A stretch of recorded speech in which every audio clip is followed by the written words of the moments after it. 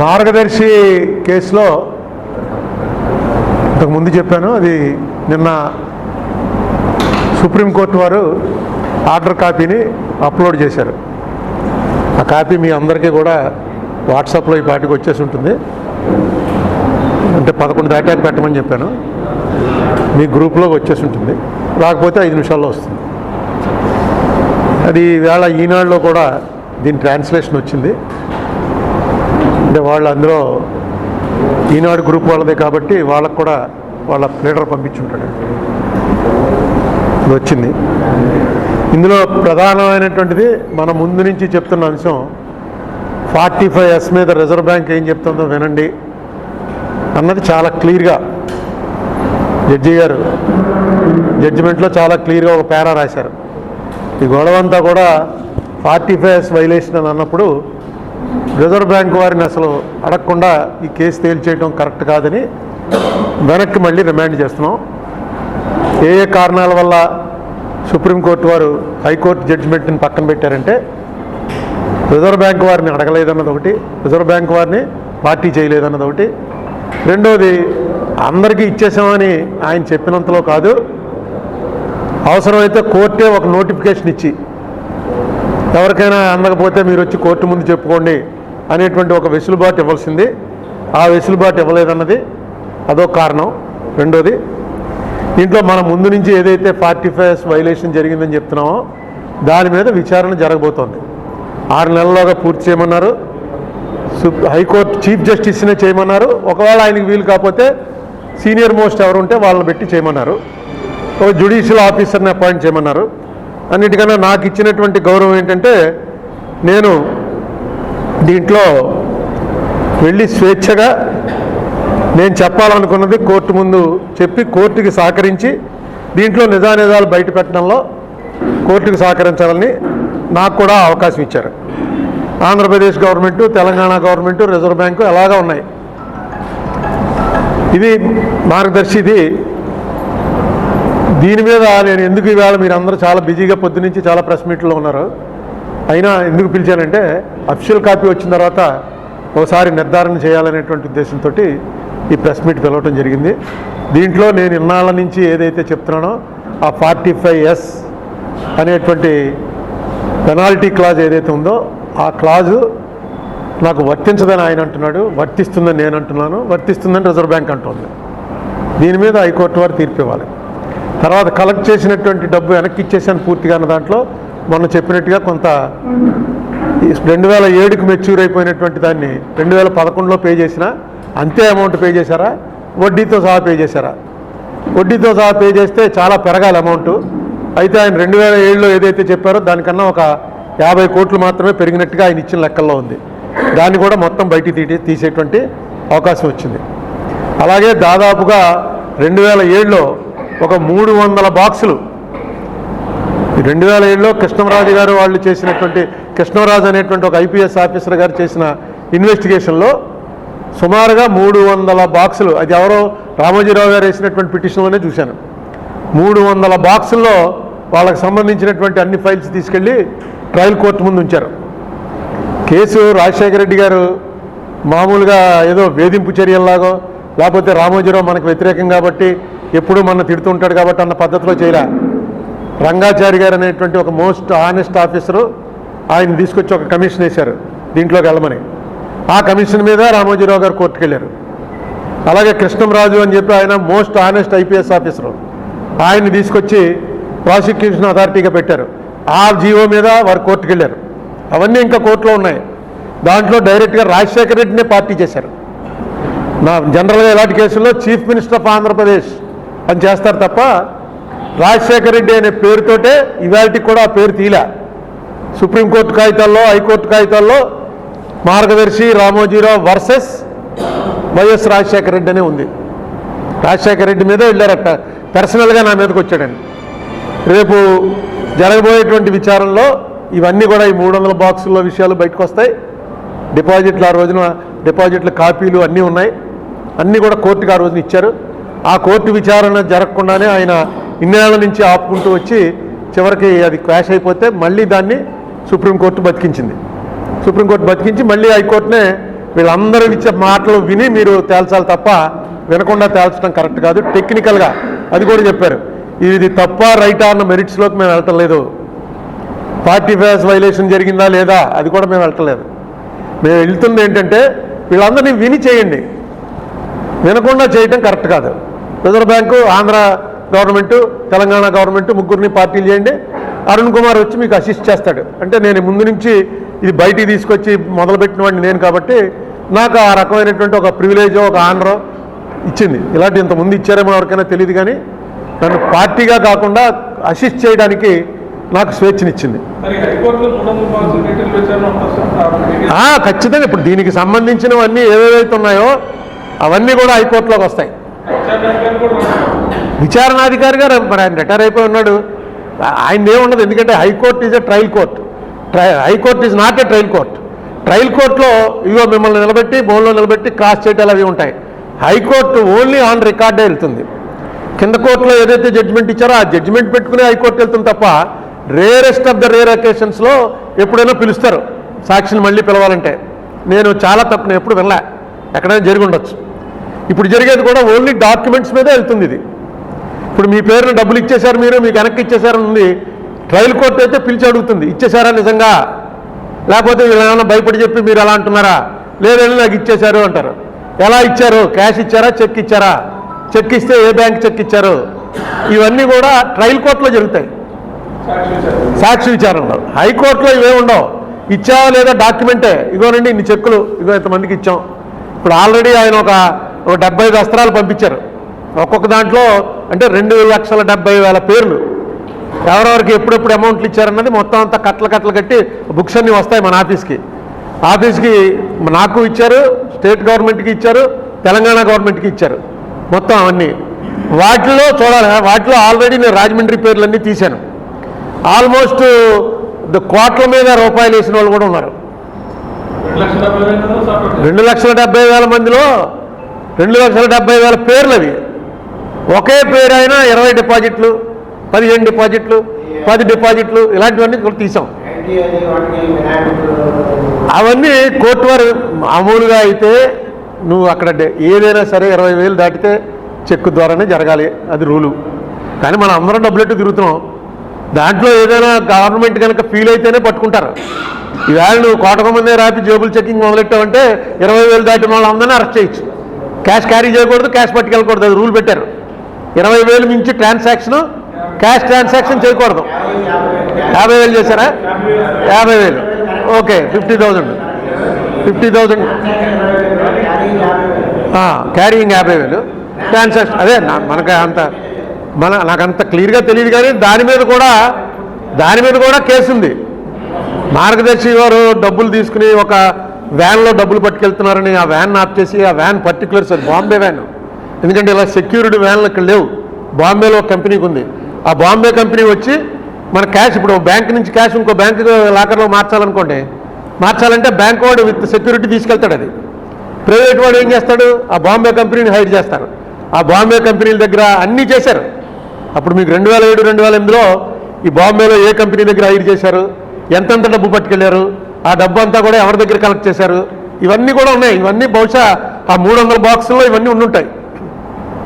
ఇప్పుడు ఆ బాక్సులన్నీ కూడా రేపు హైకోర్టు ముందు విచారణకు వస్తాయి. ఆ బాక్సుల్లో ఏ మెటీరియల్ ఉంది ఏంటి అన్నీ కూడా విచారణకు వస్తాయి. నేను ఇక ముందు ప్రెస్ మీట్ ఏదైనా మీరు కొత్త విషయం ఇందులో తెలిస్తే ప్రెస్ మీట్ పెడతాను. మీకు ఎవరికైనా తెలుసుకోవాలంటే నన్ను అడగండి, నేను ఇమీడియట్గా నా దగ్గర ఉన్న డాక్యుమెంట్స్ మీకు పంపిస్తాను. అంటే అవుట్ ఆఫ్ క్యూరియాసిటీ కానీ మీ పేపర్లో వేయాలని కానీ అన్న కొత్త విషయాలు తెలిస్తాయి. నెక్స్ట్ నేను ఇంకొక అప్లికేషన్ పెట్టబోతున్నాను హైకోర్టుకి. ఈ మొత్తం విచారణ లైవ్ టెలికాస్ట్ ఇమ్మని. ఇప్పుడు సుప్రీంకోర్టులో మనకి డైరెక్ట్గా వస్తుంది, కానీ అది ఎవరెవరికైతే వాళ్ళు ఎలిజిబిలిటీ ఇస్తారో, అందులో ఎవరో ప్లేడర్లు ఎవరో, లేకపోతే అందులో ఎవరో పార్టీలు ఎవరో, వాళ్ళకే వస్తుంది తప్ప కోడ్ అందరూ చూడటానికి ఉండదు. నేనేం కోరబోతున్నానంటే హైకోర్టుని, ఇది సెన్సేషనల్ కేసు కాబట్టి ఇది మొత్తం యూట్యూబ్కి లైవ్ ఇచ్చేయండి. ఆ యూట్యూబ్కి లైవ్ ఇవ్వడానికి కనుక కోర్టు వారికి ఏదైనా ఎక్స్పెండిచర్ ఇది ఎందులో రాయాలి, ఎలాగా ఇది ఫస్ట్ ఆఫ్ ఇట్స్ కైండ్ అవుతుందా అని అనుమానాలు ఉంటే నన్ను అసిస్ట్ చేయమని సుప్రీంకోర్టు వారు చెప్పారు. కాబట్టి నేను కోరేది ఏంటంటే దానికి అయ్యే ఎక్స్పెండిచర్ నేను పెట్టుకుంటాను. ఏం ఉండదు ఎక్స్పెండిచరు. ఇలా వచ్చి ఒక కెమెరా పెడతారు, మీరు యూట్యూబ్కి లైవ్ ఇచ్చేస్తారు. ఇప్పుడు అందరూ ఇచ్చేస్తున్నారు కదా, యూట్యూబ్కి లైవ్ ఇచ్చేస్తారు. దానివల్ల ఏంటంటే ఇలాంటి సెన్సేషనల్ కేసుల్లో అసలు ఎలా జరుగుతుంది, హైకోర్టులో విచారణ ఎలా జరుగుతుంది, మేము మామూలు కేసులు అయితే వాళ్ళు పట్టించుకోరు. ఇది రామోజీరావు గారికి ఉన్నటువంటి పేరు ప్రఖ్యాతులు, ఆయనకు ఉన్నటువంటి సెలబ్రిటీ స్టేటస్ని బట్టి రామోజీరావు గారి కేసు ఇట్రా అని చెప్పి చాలామంది రాష్ట్రంలో ఉన్న ప్రజలు, తెలుగు మాట్లాడే వాళ్ళు, వేరే ప్రదేశాల్లో ఉన్న వాళ్ళు కూడా ఆసక్తిగా చూస్తారు.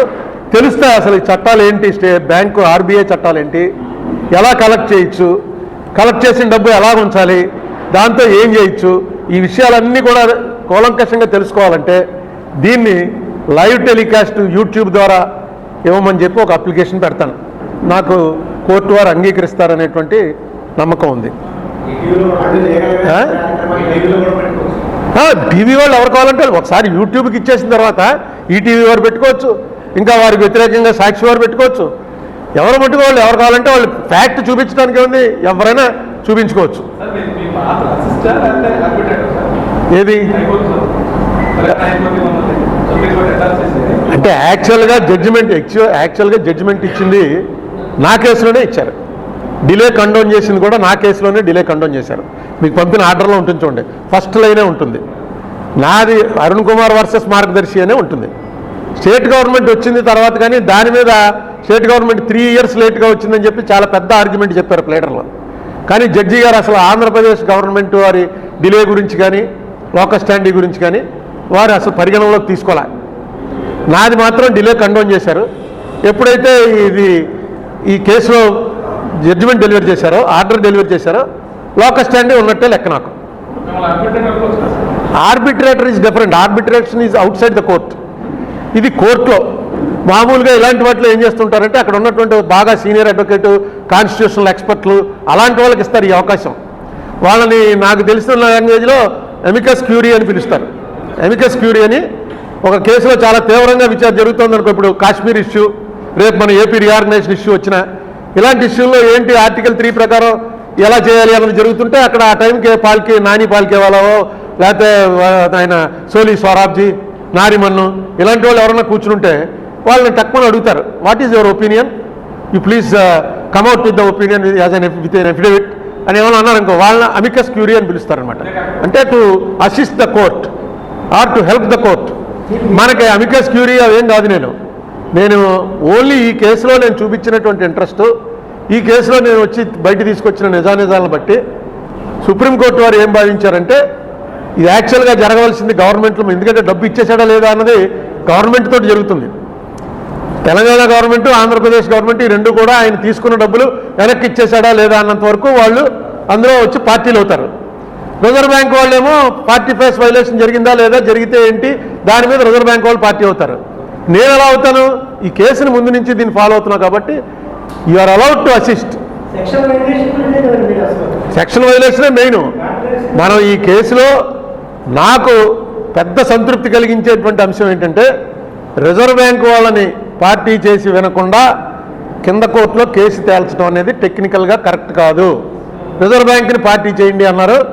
అదే నేను కోరుకున్నది రిజర్వ్ బ్యాంక్ వాళ్ళు. ఎందుకంటే రిజర్వ్ బ్యాంక్ వాళ్ళు రాసిన కరెస్పాండెన్స్ అంతా నా దగ్గర ఉంది, ఏపీ గవర్నమెంట్ దగ్గర ఉంది, తెలంగాణ గవర్నమెంట్ దగ్గర ఉంది. అంత కరెస్పాండెన్స్ రాశారు వాళ్ళు, చేయకూడదు అని. అయినా చేస్తుంటే మీరు కళ్ళు మూసిపోయారా అని చెప్పి అడిగితే ఏం చెప్పారు వాళ్ళు, మేము అనే యూఐబి అంటారు. ఆ యూఐబిస్లోని మాకేం లేదు అసలు. ఏ రోజునైతే మేము ఆపేయని చెప్పేసి మార్గదర్శి వాళ్ళకి చెప్పామో, ఏ రోజునైతే వాళ్ళు రిప్లై ఇచ్చారో మేము ఆపేస్తున్నాం అని, ఆ రోజు తర్వాత వాళ్ళు ఏం చేశారనేది మాకు సంబంధం లేదు, స్టేట్ గవర్నమెంట్ చూసుకోవాలి అని. వాళ్ళ యూఐబి అంటే అన్ఇన్కార్పొరేటెడ్ బాడీస్.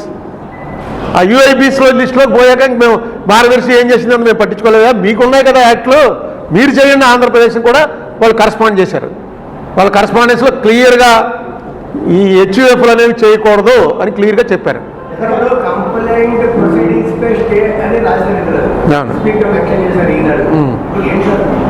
కంప్లైంట్ ప్రొసీడింగ్స్ పై స్టే అని ఎందులో ఈనాడు ఆర్టికల్లో రాశారా? అవునా, చూడండి ఒకసారి. అంటే కింద ఇలా ఉంటుంది. ఇప్పుడు జిల్లా కోర్టులో ఉంటుంది కదా, జిల్లా కోర్టులో జరిగింది విచారణ జరుగుతుంటే ఆ విచారణని హైకోర్టులో కొట్టించేసుకున్నారు. జస్టిస్ రజనీ గారు ఈ కింద కోర్టు విచారణ కొట్టేశారు. జస్టిస్ రజనీ గారి జడ్జిమెంట్ని సుప్రీంకోర్టు వారు కొట్టేశారు. కొట్టేగానే ఏమవుతుంది, కింద కోర్టులో విచారణ బతుకుతుంది. కానీ దాన్ని ఆపారు. హైకోర్టు తేలిన తర్వాత కింద కోర్టు విచారణ స్టార్ట్ అవుతుంది. వెంటనే మీరు వెళ్ళి కింద కోర్టు విచారణ ప్రారంభించకండి, అది ఆగండి, హైకోర్టు 6 నెలల్లో తేల్చండి, అదే అయి ఉంటుంది. ఎందుకంటే చదివాను, ఇంగ్లీష్ చదివాను, ఈనాడు చదివాను. ఇప్పుడు ప్రభుత్వాలు సహకరించక తప్పని పరిస్థితి. ఇప్పుడు మొన్నటిదాకా నాకు తెలంగాణ ప్రభుత్వం సహకరించలే, ఇప్పటికి కూడా తెలంగాణ ప్రభుత్వం ఎప్పుడేలా. ఆంధ్రప్రదేశ్ ప్రభుత్వం నేను అడిగినా మీ వల్లే ఆంధ్రప్రదేశ్ ప్రభుత్వం కూడా వచ్చింది. ఇక్కడ ప్రెస్ మీట్లు పెట్టి రోజు గొడవ చేస్తుంటే ఆంధ్రప్రదేశ్ గవర్నమెంట్ 3 ఏళ్ళ తర్వాత వాళ్ళు వచ్చారు. వాళ్ళకేవో రీజన్స్ వాళ్ళకు ఉంటాయి. 3 ఏళ్ల తర్వాత వచ్చారు వాళ్ళు. రేపు పొద్దున్న జరిగే పరిస్థితుల్లో గవర్నమెంట్లో ఒకవేళ మారిపోతే ఎలక్షన్స్లో మారిపోయినప్పటికీ కూడా డిలే ఏమన్నా చేయగలరేమో అనుకుంటే 6 నెలల్లో పూర్తి చేయమని సుప్రీంకోర్టు చెప్పింది. డిలే కూడా చేయలేరు. ఏం చేయగలరా వాళ్ళంటే అన్నీ ఇచ్చేసామని ఒక ఎఫిడవిట్ వేయగలరు. గవర్నమెంట్ కనుక మా విచారంలో తేలిందంటే 2000 అందరూ కరెక్ట్గా ఇచ్చారు, నో కంప్లైంట్, ఫుల్ పేమెంట్ అయిపోయింది అని. అయిపోయిందనగానే వాళ్ళిద్దరిని వినేసి జడ్జిమెంట్ ఇవ్వడానికి వీలు లేకుండా నన్ను అసిస్ట్ చేయమన్నారు.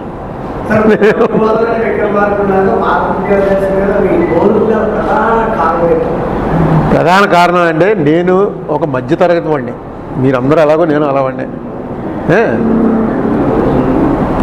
నేను మీరు ఆ పేపర్లు కూడా తెచ్చాను చూపిద్దామని, ఈనాడులో వచ్చింది కాబట్టి ఇంక ఇప్పుడు చూపించను. నేను ఇది మొదలు పెట్టగానే నా మీద చాలా రామోజీరావు గారు పర్సనల్గా వచ్చేసారు. ఆయనే టీవీ దీని మీదకి వచ్చి ఈటీవీలో డైరెక్ట్గా ఆయనే మాట్లాడాడు. బహుశా అది ఇప్పుడు జరిగి ఉండదు. ఏమని మాట్లాడాడంటే, నేను 10 అబద్ధాలు చెప్తున్నాను, అరుణ్ కుమార్ అనేవాడు 10 అబద్ధం చెప్తున్నాడు, రాజశేఖర రెడ్డి చెప్పిస్తున్నాడు, రాజశేఖర రెడ్డి గురించి నేను ఎలా ఆర్టికల్స్ రాసి అతను అవినీతి బయట పెడుతున్నాను కాబట్టి నా మీద ఈ అరుణ్ కుమార్ అనేవాడిని వాడాడు అని క్లియర్గా చెప్పుకుంటూ ఆయన వచ్చాడు. ఆయన వచ్చి నేను ఆయన రాకపోతే ఆవేళ అసలు కేసే లేదు.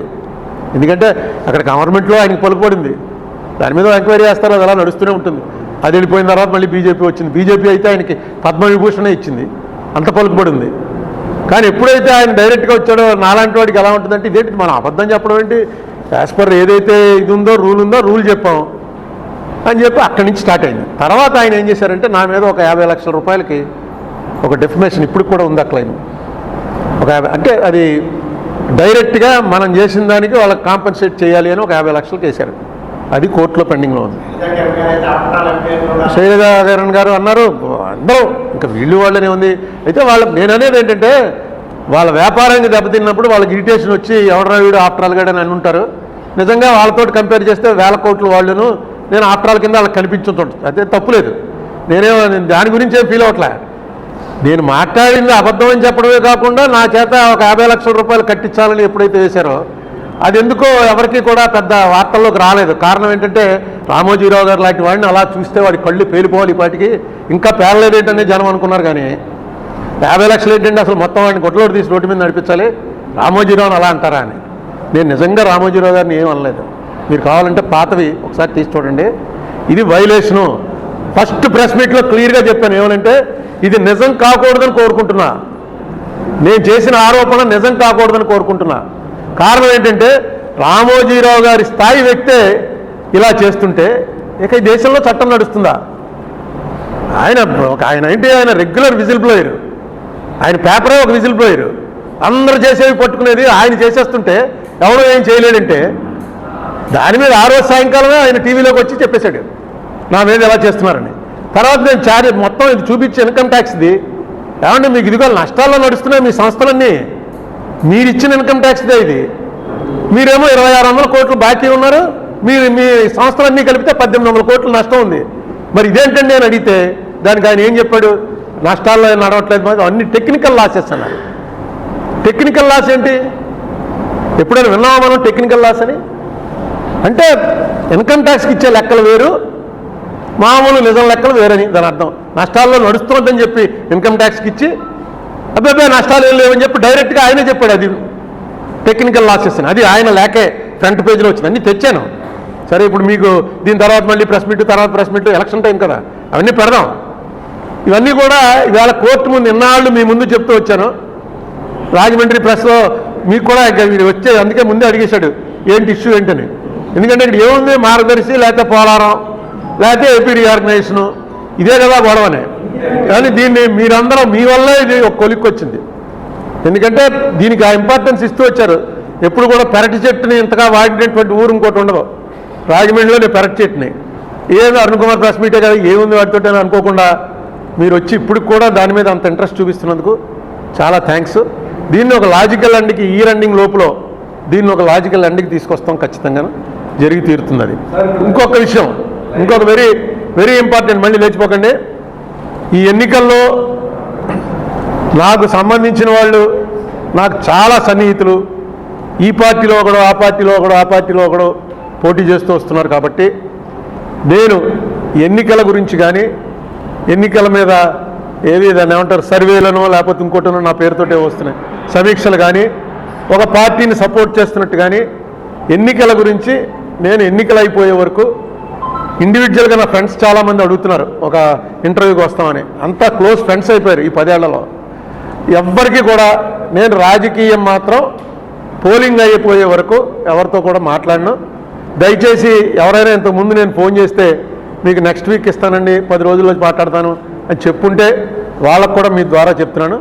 నేను ఏదైనా మాట్లాడితే మార్గదర్శిలో కూడా ఏదైనా డెవలప్మెంట్ ఉంటేనే మాట్లాడతాను. దీని తర్వాత ఏదైనా డెవలప్మెంట్ ఉంటే మీకు తెలియజేయడం నా బాధ్యత. అది కూడా ఓన్లీ రాజమండ్రి ప్రెస్కే, రాజమండ్రి ప్రెస్ని మాత్రమే పిలుస్తాను. మీలో అందరూ రాలేకపోతే ఎవరో ఒకళ్ళు ఇద్దరు వచ్చినా చాలు, మీరు షేర్ చేసుకోవచ్చు. ఎందుకంటే ఇష్యూ ఇదే ఉంటుంది, పొలిటికల్ ఇష్యూ మాత్రం నేను మాట్లాడను. ప్రచారం మాట్లాడినట్టుంటే ఇలాంటి ప్రశ్నలు వస్తాయి కాబట్టి నేను మాట్లాడను. నన్ను ఎవరో కూడా ప్రచారానికి రమ్మని ఎవరో రిక్వెస్ట్ చేయలేదు. నాకు అందరూ ఇప్పుడు అదే చెప్తున్నాను కదా, ఇక్కడైతే నాకు రాజమండ్రి చుట్టుపక్కల అయితే అందరూ క్లోజ్ అయిపోయిన తర్వాత నేను ఎవరి వైపున ఏం మాట్లాడినా కనీసం నేను ఇప్పుడు ప్రెస్తోటే కాదు మామూలుగా ఎవడన్నా వచ్చి ఏమంటే అక్కడ ఎవరికి బాగుందని నేను అడిగితే కూడా చెప్పట్లేదు నేను. ఎందుకంటే అది అనవసరంగా ఇతనికి బాగుందంటే రెండో వాడికి నెగిటివ్ వెళ్తుంది. ఇలా అంటున్నట్టు అరుణ్ కుమార్ నేను క్లోజ్ ఫ్రెండ్ కాదా, క్యాండిడేట్ల ఇంట్రెస్ట్ రాజకీయాల దూరంగా మనం ఎవరం బతకలేము. అందరం రాజకీయాల్లో ఉన్నాం, అందులో ఏ తేడా లేదు, అందరం ఉన్నాం రాజకీయాల్లో. ఏమని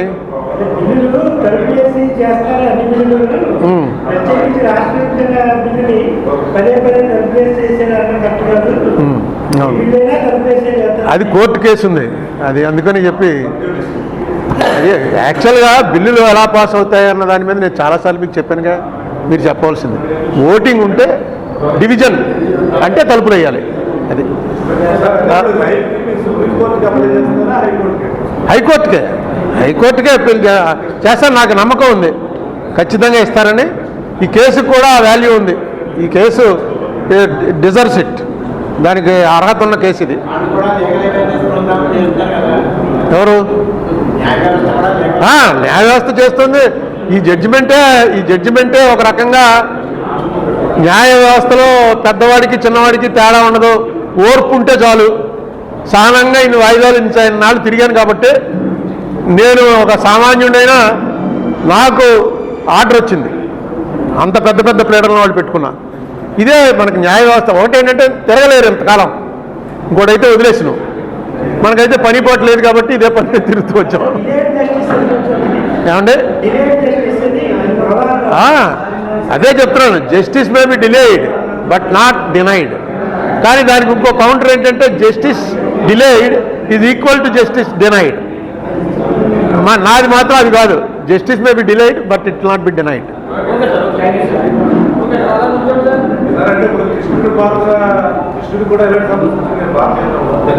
కృష్ణుడు మొత్తం అంతా ఆయనే చేశాడే. కృష్ణుడి పాత్ర కాదు, మంది సంజయుడి పాత్ర అంతే. సంజయుడు అన్నీ చూసి చెప్తూ ఉంటాడు ధృతరాష్ట్రుడికి. అలా కోర్టు వారు కళ్ళు మూసుకుని ఉంటుంది, అక్కడ న్యాయదేవతకి కళ్ళు ఉండవు, చెవులే ఉంటాయి. అందుకని నాకేం ఆదేశం ఇచ్చారంటే నువ్వు వెళ్ళి న్యాయదేవతకి ఎప్పటికప్పుడు వినిపిస్తూ ఉండు సంజయుడిలాగా అని చెప్పారు. నేను ఇంకా జిల్లా కోర్టులు అవి తిరిగి అక్కడ జరుగుతుందంతా కూడా అక్కడికి వెళ్ళి చెప్తూ ఉంటాను. ఎలక్షన్లో చెప్పానుగా, నాకు ఇప్పుడు మా ఫ్యామిలీ డాక్టరు గూడూరు శ్రీనివాస్ గారు, నాకు వెరీ క్లోజ్, మామూలు క్లోజ్ కాదు. నాకు ఆ కరోనా వచ్చినప్పుడు నా దగ్గర కాదు, నేను ఏ పేషెంట్ని పంపినా పేషెంట్ దగ్గర కూడా రూపాయి తీసుకోకుండా చేశాడు ఆయన. ఎందుకంటే వాళ్ళు ఎఫర్ట్ చేయగలరంటే మీరు పంపారు కదండి అని. పురంధరేశ్వరి గారు మాతో 10 ఏళ్ళు ఉన్నారు. దగ్గుబాటి వెంకటేశ్వరరావు కూడా ఊళ్ళోకి వచ్చాడు. తర్వాత దగ్గుబాటి వెంకటేశ్వరరావు నేను ఆల్మోస్ట్ 10 రోజులకు ఒకసారి ఫోన్లో మాట్లాడుకుంటూ ఉంటాం. పోలవరం కూడా వెళ్ళాం. అంత క్లోజ్గా ఆయన ఉంటాడు. వాళ్ళిద్దరూ క్యాండిడేట్లు. అంటే నేను బీజేపీకి ఎప్పుడు వ్యతిరేకం అనుకోండి, అది వేరే విషయం.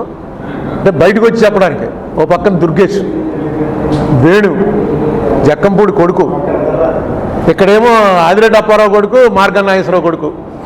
వీళ్ళిద్దరితో డైరెక్ట్ లేకపోయినా వాళ్ళ తండ్రులతో ఎప్పటి నుంచో ఉంది పరిచయం. బుచ్చే చౌదరి అయితే మామూలుగా ఉత్తరే నాకు అలా ఫోన్ చేస్తుంటాడు.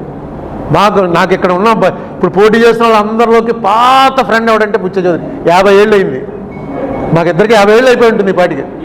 బుచ్చే సరే, ఆయనకి ఎనర్జీ ఉంది, ఉన్నాడు. అలా తప్పది. గిడుగు రుద్రరాజు ఇంకా కాంగ్రెస్ పార్టీ వాళ్ళ పేర్లు నేను చెప్పక్కలా, ఎందుకంటే కాంగ్రెస్లోనే ఉండొచ్చాను నేను. ఇప్పటికి కూడా నా మైండ్ కాంగ్రెస్ మైండే. అంటే సెక్యులరిజమే ఈ దేశంలో ఉండవలసింది. ఆ సెక్యులరిజం ఉండడానికి కాంగ్రెస్కి 100 సీట్లు పెరిగితే రేపు పార్లమెంట్లో దేశం బతుకుతుంది. బీజేపీ పవర్లోకి వచ్చినా పర్లేదు, కానీ కాంగ్రెస్కి ఒక 100 సీట్లు పెరగాలి. 100 దాటితే దేశం కంట్రోల్ అవుతుంది. లేకపోతే మిగతా ప్రాంతీయ పార్టీలన్నీ మన పార్టీలాగే వాళ్ళు బ్లాక్మెయిల్ చేస్తే వాళ్ళు బ్లాక్మెయిల్లో పోవాలి. ఏ బిల్లు పెడితే ఆ బిల్లుకి ఒప్పుకోవాలి. ఏమండి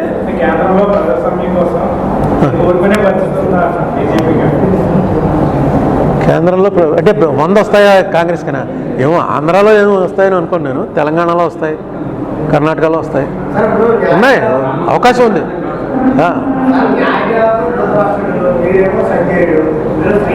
న్యాయదేవత ధృతరాష్ట్రుడు కాదు. ధృతరాష్ట్రుడు అంటే మళ్ళీ దుర్మార్గుల్ని సపోర్ట్ చేసినవాడు.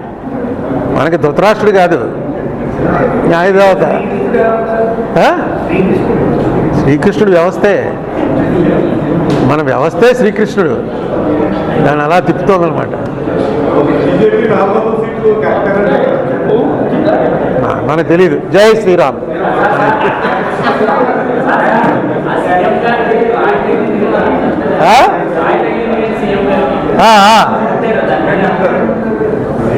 ఏముంది, మామూలుగా రాయట్ కొట్టారు, క్లియర్ కనిపించింది కదా. ఎవరో కొట్టించారు, వాళ్ళు ఇచ్చారు, వీళ్ళు ఇచ్చారు నేను చెప్తున్నారు. మరి అది కొట్టడం చాలా దారుణం. కొంచెం తేడా తగిలింటే కన్నునే పోను, లేకపోతే ఇక్కడ తగిలితే సివియర్గా ఉన్నాను. చాలా గట్టి తగిలింది. నేను లైవ్ చూస్తున్నాను. సడన్గా కింద తీసుకెళ్ళిపోయారు ఏంటో అనుకున్నాను. నాకు రాయిచ్చి కొట్టారు అనుకోలే. లైవ్ చూస్తుంటే టక్మని కిందకి దింపేశారు. దింపేస్తే టక్మని ఇంకో ఛానల్లోకి వెళ్తే చంద్రబాబు నాయుడు గారి లైవ్ వస్తుంది. అది చూస్తూ కూర్చున్నాను కాసేపు. ఇదేదో ఎందుకో లోపలికి వెళ్ళిపోయాడని. మళ్ళీ ఆ చంద్రబాబు గారు దాంట్లోనే రాయిచ్చి కొట్టారని చెప్పి స్క్రోలింగ్ వస్తుంది. ఏంటో రాయిచ్చి కొట్టారని చూస్తే దెబ్బ గట్టిగా తగిలింది రాయిచ్చుకి. ఏదో ఇప్పుడు తర్వాత చూసారు, ఒకసారి అక్కడ రాయి పడగానే చంద్రబాబు గారి మీద పడింది, పవన్ కళ్యాణ్ మీద పడింది, అందరి మీద రాళ్ళు పడడం మొదలవుతాయి. తగిలితేనే దానికి గుర్తునే ఏముంది రాయి సత్తానికి. ఎవడండి వీళ్ళు కూడా ఒకటి కొట్టించుకుని చూపించాలి. ఇదిగోండి మేము కొట్టించుకున్నాం చూడండి.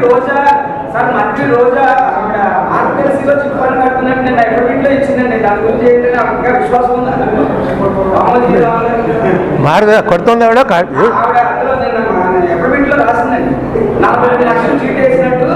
రాసిందా? మరి ఇంకే చూసారా నేను అదే చెప్తున్నాను. అందుకే అయింది రామోజీరావు గారిది లైవ్ ఇవ్వాలని ఎందుకు చెప్తానంటే, ఇవాళకి కూడా రోజా అంటే ఆవిడ డైరెక్ట్గా ఆవిడ మీద రోజు ఒక కథ వస్తూ ఉంటుంది.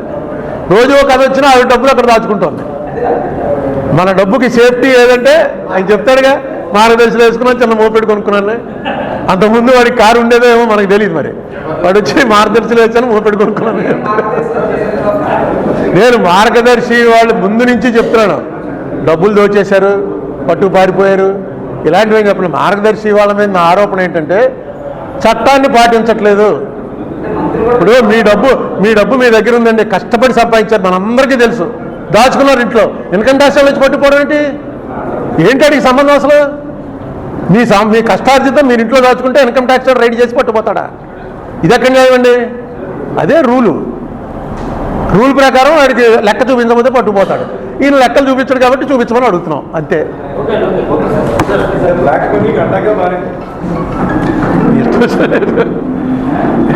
ఎవడి గోల వాడిదని. ఉదయిస్తున్న సూర్యునితో ప్రభవిస్తున్న వార్తా ప్రపంచం ఈస్ట్ న్యూస్.